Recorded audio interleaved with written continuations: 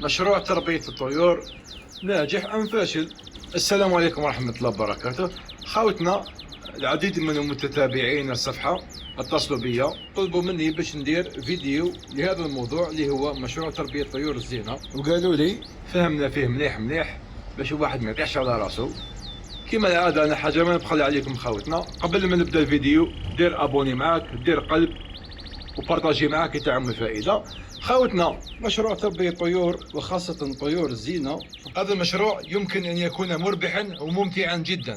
لماذا؟ لأنه يجتمع ما بين الهواية والعائد المالي، يعني دير الهواية تاعك اللي تحبها ومام طون تربح بهم دراهم. والآن نجو هنايا طيور الزينة في طفرة الحسون. الميطاسيون هذه تبعنا مليح خاوتنا، هذا الميطاسيون لقات قبول كبير العام هذايا، يعني طفرة الحسون لقات قبول كبير جدا، لان الكلاسيك العام كامل وانت تخدم في الكلاسيك وما تجي تبيع الفرخ ب 1100 و 1200، وبالاخص الجيران المروكي الخلوي الخل الجديد ادخل مليون و 1100. يعني التعب تاعك في باطل، توكل وتربي وكذا ما تجي تبيع لك جيران ب 1100 سوفاج جديد، وديجا فيه تعب كبير كلاسيك. باسكو نشوفوا لي فيمال الكاركتير تاعهم، كاين لي كاركتير تاعها عام كامل تتسنى فيه تحط لك البيض والله حبه تحطها لك، يعني كل كاركتير وكيفاه. لكن المقنيه في الميطاسيون كيما هذايا خاوتنا، هذا راه كيما الكناري ما يعيش كاع، الكوبلاج تاعو ساهل، برك دراهم وشويه غاليين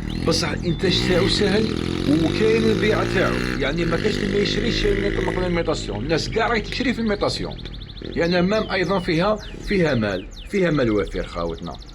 كيما بار اكزومبل كوبل هذه تخرج لك 50 مليون، هذه مينيموم كوبلات ما تخرج لك 50 مليون. راك عارف كيفاش تخرج لك 50 مليون؟ دوك نفهمك كيفاش تخرج لك 50 مليون. بار اكزومبل كوبلا جون هذه دارت 12 مليون خاوتنا.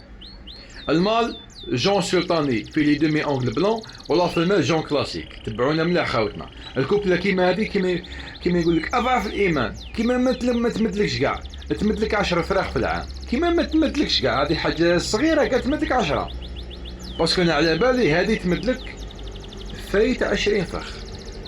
بسم الله ما شاء الله. مي انايا ودائما واحد ما يطمعش مليح يقول لك انايا هذه تمدلي غير 10 فراخ بزاف عليا.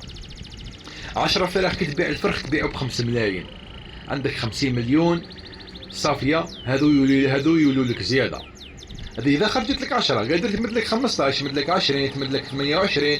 كما واحد الحاله كانت عندنا في ماله مدت لنا 28 فرخاوتنا. بسم الله ما شاء الله. المهم راكم تشوفوا خاوتنا، سمعتوا واش قلت لكم؟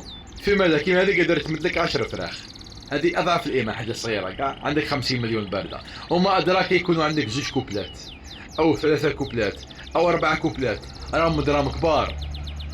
كل ما تحط مليح تفيد مليح. فهمتوا خاوتنا؟ كيما هذا بار اكزومبل الله يبارك بسم الله ما شاء الله، كوبله كيما هذه دارت 30 الفرخ تبيع ب 15 و11 و12، تمد لك 10 فراخ تبيع غير ب 10، عندك 10 فراخ، عندك 100 مليون بارده خاوتنا، عندك 100 مليون بارده ياخذوا لك فراخ كيما هذا تدعك في سوبر باناشي. راكم تشوفون راهم الدراهم، اللي يحب يستثمر دراهمو يعرف وين يحطهم، يكون انتيليجون برك ولا غير يعرف وين يحطهم. وكيما هكا نعطيكم بروغرام تاعهم، نعطيكم كل حاجه، يعني حتى حاجه ما تغيب عليكم. اللي راهي في راسكم راهي عندي، تخص اي حاجه عيط لي خويا خصني كذا، وبيان سي نعطيك بروغرام تاعهم، نعطيك كل شيء. هذه ما تعياش كاع، ما تعياش باذن الله خويا. حنا نسعاو واش كتب لنا ربي هذاك هو. هكا خاوتنا اي استفسار الرقم تاعي اسفل الفيديو، ها هو الرقم تاعي اسفل الفيديو، اللي مهتم يتصل خاوتنا. والسلام عليكم ورحمه الله وبركاته.